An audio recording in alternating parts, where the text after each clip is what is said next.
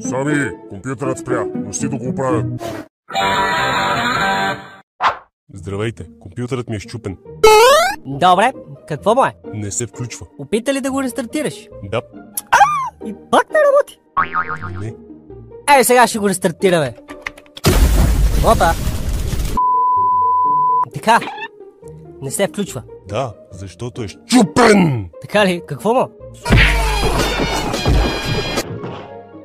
Не иска да се включи. А опита ли да го изключиш и включиш?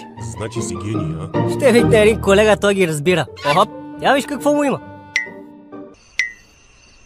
Сигурно нещо развалено си ял. Не, на лаптопа. Какво му е?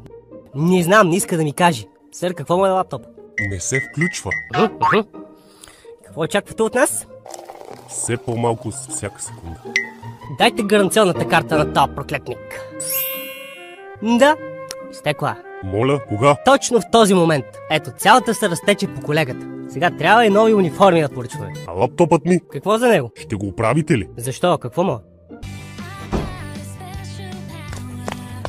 Купи си нов.